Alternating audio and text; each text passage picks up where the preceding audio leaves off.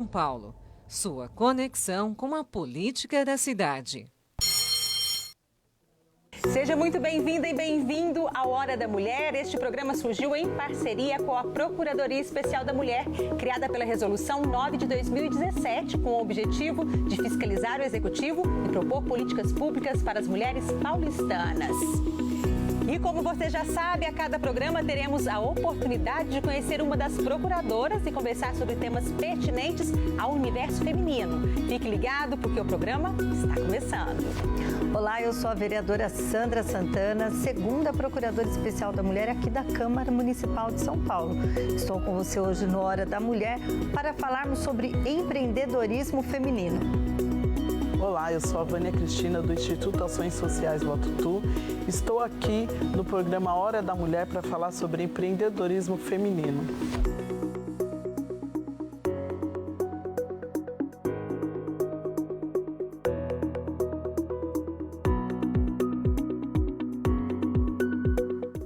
Olá, eu sou a Camila Marinho e é com muita honra que recebo as nossas convidadas de hoje, a vereadora e segunda procuradora adjunta da Procuradoria Especial da Mulher da Câmara Municipal de São Paulo, Sandra Santana, do MDB, para falarmos sobre empreendedorismo feminino. Seja muito bem-vinda, vereadora. Obrigada, é um prazer estar aqui junto com você, Camila. E conosco também, além da ilustre da vereadora, recebemos a Vânia Cristina Silva Alonso, responsável pelo Instituto Ações Sociais Voto Tu. Vânia, muito bem-vinda, muito obrigada pela presença. Obrigada. Eu que agradeço o convite, é uma honra. Vereadora Sandra Santana, mais uma vez bem-vinda ao nosso programa. A gente vai começar falando da Procuradoria da Mulher. A senhora é a segunda procuradora adjunta, especial da mulher aqui da Câmara Municipal de São Paulo. Esse órgão foi criado com o objetivo de um acolhimento, atendimento especial às mulheres paulistanas. Eu gostaria que a senhora falasse sobre a relevância desse trabalho. Bom, é uma pauta muito importante nas casas legislativas e, por incrível que pareça, a Câmara Municipal de São Paulo, a maior Câmara da América Latina, ainda não tinha sua procuradoria. Uma reivindicação antiga, uma luta antiga de mulheres que atuam, que militam na pauta da bandeira da proteção da mulher. E aqui é um espaço, como você falou, Camila, de acolhimento, de estar aqui recebendo, ouvindo as mulheres, não só recebendo questões que envolvem agressão, assédio, mas também propostas para políticas públicas. Então, é um espaço totalmente voltado à mulher.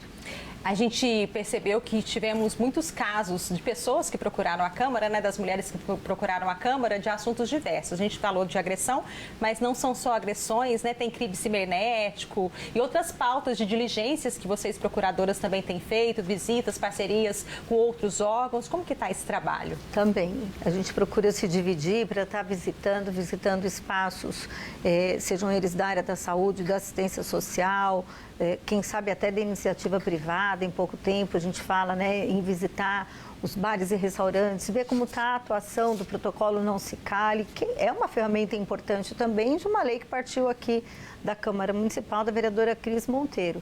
Então, a gente se divide, visita, coleta informações, traz de volta aqui para a Câmara. Nós pensamos juntas em políticas públicas, em construções e o que mais nós podemos fazer para poder acolher as mulheres e também para ofertar às mulheres tudo aquilo que for de melhor através da Câmara Municipal e principalmente da Procuradoria.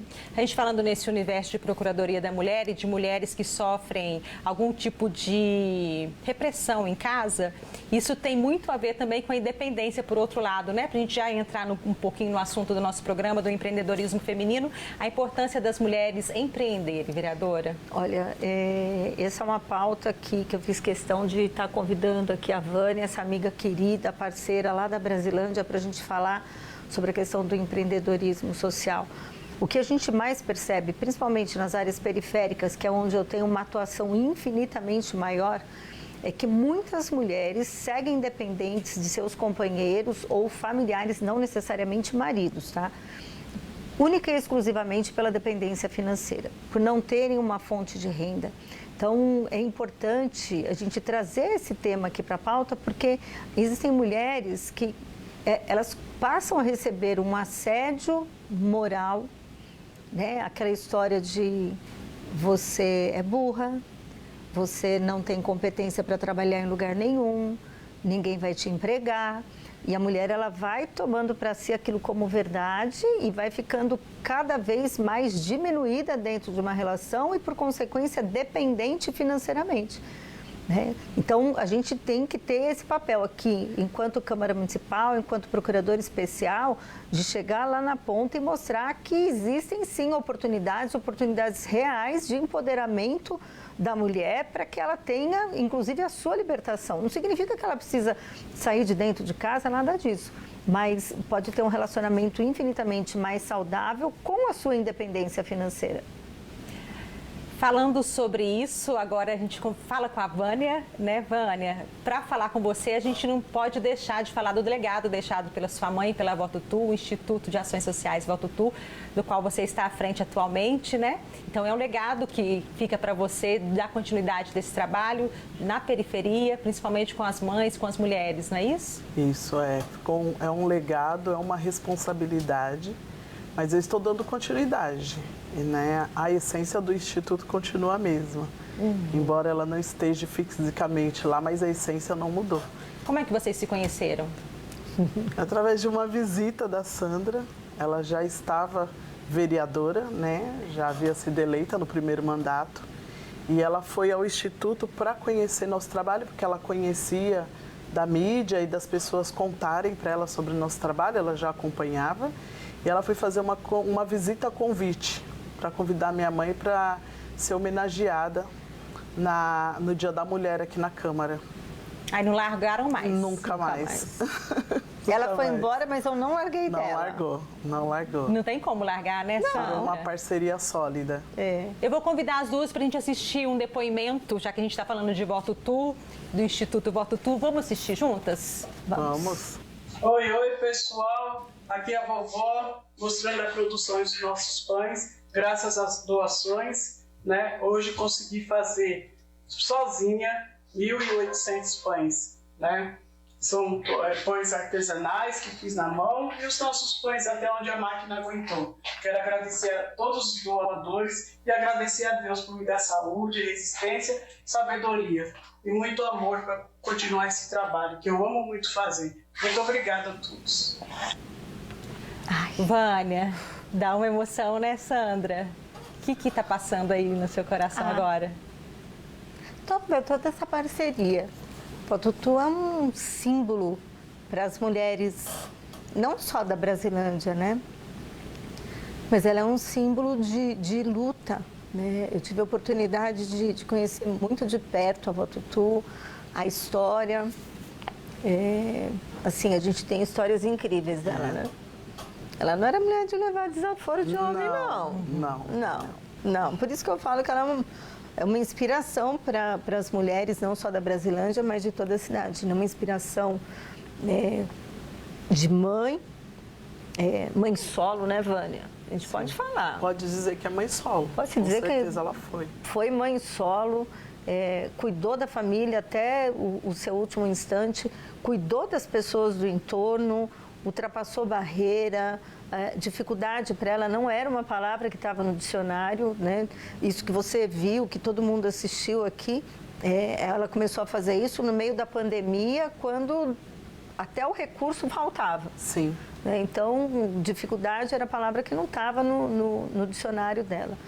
E ela foi empreender, né? Depois dessa fase da doação, depois que a gente começou a trilhar juntas algumas parcerias, às vezes a gente se encontrava e ela me dava altas broncas. Porque ela falava, olha o que eu arrumei para a cabeça dela. Porque o que ela foi fazer? Foi estudar para poder dar aula. Ensinar as pessoas a empreenderem. Então, ela é um exemplo para todas nós. Para você, como filha também, né? Essa herança que você traz, né? Além do legado, do compromisso com o Instituto, para você como filha, como mulher, como que é? Olha, as pessoas me perguntam, né, sobre essa questão e, na verdade, o que acontece?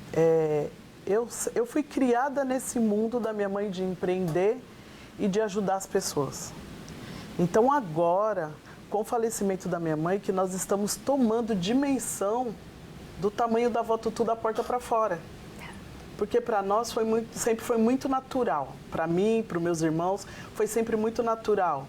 O trabalho do Instituto, o trabalho que antecedeu o Instituto, porque a minha mãe a vida inteira, ela empreendeu e a vida inteira ela também estava ali no social. Então agora para nós, cada homenagem, cada fala, chega para mim coisas que eu não sabia que a minha mãe fez, que as pessoas vêm falar, que a minha mãe ajudou, que a minha mãe fez. Então a surpresa vem agora de saber o que era a Voto Tudo da porta para fora. A Sandra falou da pandemia, que o Instituto surgiu na época da pandemia, né? Bem no meio da pandemia, que ela começou a distribuir os pães. Você sabe que eu entrevistei sua mãe na época da pandemia, eu a conheci também.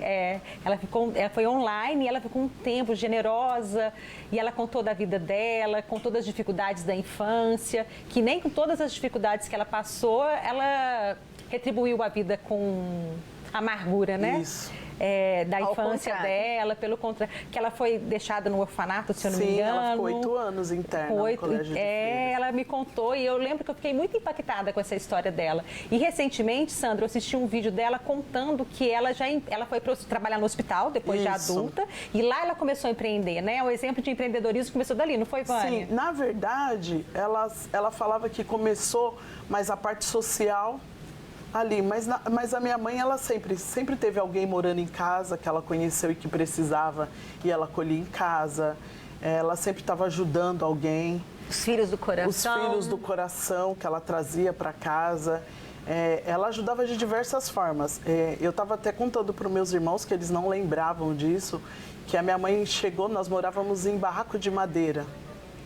Sempre na Brasilândia? Sempre na Brasilândia, sempre na Brasilândia. Nós morávamos em um barraco de madeira que era bem divididinho. O quarto dela, o nosso, sala, cozinha. E uma vez uma comadre dela falou para ela que arrumou um terreno ali perto do Alckmin. Que tinha um terreno que o pessoal estava demarcando o terreno para morar. Só que precisava de madeira, não tinha como. Ela foi e desmanchou metade do barraco que a gente morava e deu as madeiras para a mulher ir lá e fazer o barraco dela. E essa mulher tem a casa lá até hoje, tem a casa lá, mora nesse local, e que a minha mãe deu as madeiras do barraco que a gente morava para ela poder ir lá. E diversas histórias, né? Então a minha mãe sempre, a vida inteira, e no Hospital das Clínicas foi que ela foi dando corpo a algumas outras ações que ela fazia. Uhum. A gente está falando do Instituto, né? A gente relembrou um pouquinho da sua mãe. Na pandemia foram os pães, a distribuição de pães. Isso. Mas ela tinha vontade de fazer as oficinas e continuar com esse trabalho, com esse legado. Continua? Como que está lá? Continua. Eu tenho alguns parceiros, né? Essa semana tem oficina de panetone, que já vai para as empreendedoras aprenderem uma massa mais caseira e já com precificação, tudo certinho para elas já saírem de lá sabendo fazer para empreender agora no final do ano. Né? Já teve oficina de cuscuz, de bolo caseiro, então estou sempre procurando trazer chefes de cozinha, culinaristas para trazer essas oficinas gratuitas para as mulheres lá. De acordo com os dados do IBGE, cerca de 10,3 milhões de mulheres são donas de negócios no Brasil, representando 48% dos MEIs, que são os microempreendedores individuais ativos. Entre 2018 e 2024, o número de mulheres empreendedoras cresceu aproximadamente 11%, refletindo uma expansão consistente do empreendedorismo feminino no país, especialmente em pequenos negócios e atividades de serviços. Vereadora, a gente sabe que esse número demonstra que é quase a metade, né, da população brasileira empreendendo formada de mulheres. É verdade. E acho que a gente pode ter aí nessa situação o reflexo de todo o trabalho que vem sendo feito ao longo dos últimos anos sobre a questão de conscientização, de acolhimento das mulheres. Tem pessoas que falam assim, nossa, aumentou o número de mulheres vítimas de agressão. Não, eu acredito que aumentou a divulgação, aumentou a denúncia, porque as mulheres, elas tinham medo. Né? Algumas mulheres ainda hoje, elas vão, por exemplo, à delegacia informar a agressão e meia hora depois voltam na delegacia para falar, olha, eu me enganei, né? Não, eu não quero. Então, eu acho que todo esse trabalho que vem sendo feito, essa rede de apoio que vem sendo construída para que as mulheres se sintam confortáveis, se sintam seguras, se sintam amparadas, é o que tem, inclusive, promovido a busca dessas mulheres para empreender. Porque muitas vezes no mercado formal é mais difícil. A mulher tem filho, tem horário de escola, criança pequena, ela não consegue se adaptar a um horário comercial de uma empresa. Mas aquelas que desejam empreender, elas buscam inclusive a flexibilidade de horário. Isso daí também é importante para a mulher. Lá na região, lá no Instituto, na Brasilândia, a maior parte das pessoas que procuram são realmente formadas por mulheres, né? Sim, sim. Qual que é o perfil, mulheres. Vânia? Olha, mulheres? Eu tenho um perfil de mulheres lá bem diversificados. Tem mulheres que com a questão da pandemia perdeu o seu emprego formal e agora estão tentando empreender. Eu tenho mulheres lá, eu tenho um caso de uma moça que ela veio falar para mim um dia desses que ela tem formação em pedagogia, algumas extensões e nós nem imaginávamos, mas ela não consegue trabalhar fora porque ela tem 3 filhos pequenos e esses filhos têm problemas de saúde. Né? A maioria mães solos, muitas jovens. E até agora, nesse segundo semestre, eu estou fazendo um trabalho com os estudantes de psicologia da PUC, onde eu direcionei a roda de conversa para mulheres, para entender melhor o que elas querem, o que elas precisam, porque eu percebo que é o que a Sandra está falando, né, sobre o medo delas, o medo de contar o que está acontecendo em casa. Eu percebo elas ali muito paradinhas, sem ter uma ação, por mais que traga alguma coisa, elas ficam de fora, não participam. Então eu pedi para que as rodas de conversa que a gente tem, essa parceria com a PUC, que fosse direcionada para as mulheres. Então foi dividido por faixa etária. Olha que legal. Né? São 3 faixas etárias e tem essas rodas de conversa com elas para a gente começar a entender.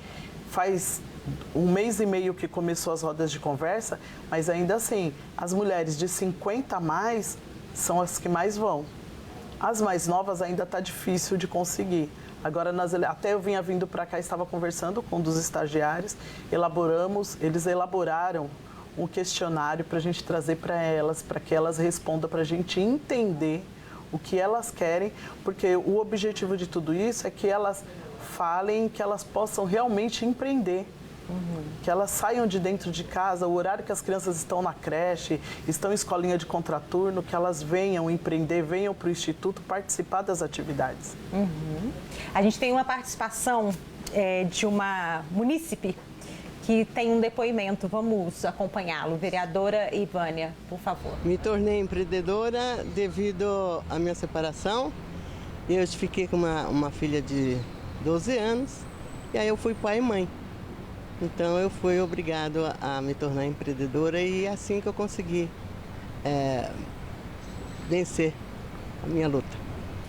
O exemplo dela, a Vânia acabou de falar, né? É uma mãe solo que ficou com a filha nova em casa e precisou de arrumar uma saída para poder empreender, né, vereadora?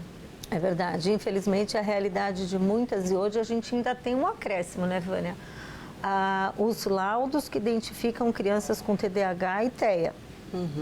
Que vem numa crescente e que também coloca ali um pouco de dificuldade para que a mulher possa ir buscar emprego. Então, o empreender, de novo, é a porta de saída para essas mulheres. Porque aí elas têm, como eu já falei, a flexibilidade dos horários, de estar cuidando das crianças, escola, tratamento, enfim. Porque dificulta para elas, né? Muito. Como agora se consegue identificar o que está acontecendo com essas crianças, daí é uma coisa a mais para que elas tomem esse cuidado. São Paulo tem o programa Tem Saída, inclusive, que é voltado para as vítimas de violência doméstica, que procura algum tipo de independência e não consegue. É uma importante implementação de política pública para ajudar essas mulheres que necessitam, né, Sandra? É verdade, é verdade. Muitas empresas, né, são parceiras do Tem Saída, que é uma política pública, um programa da Prefeitura de São Paulo, da Secretaria de Desenvolvimento Econômico e Trabalho, e que tem sim gerado oportunidades para inúmeras mulheres que foram inseridas. Né? Tem sido, e lá não é só a questão, não é nem o empreender, né? Ali o Tem Saída, muitas vezes é o trabalho formal mesmo, carteira assinada, mas tem sido um braço de apoio importante. O que impacta para essas mulheres? É a certeza de sair desse ciclo da violência, talvez? A gente pode falar isso? A independência financeira está ligada a sair do círculo de violência, né? Então, imagina o passarinho que está ali literalmente preso. Ele está... o habitat dele é muito pequeno, né?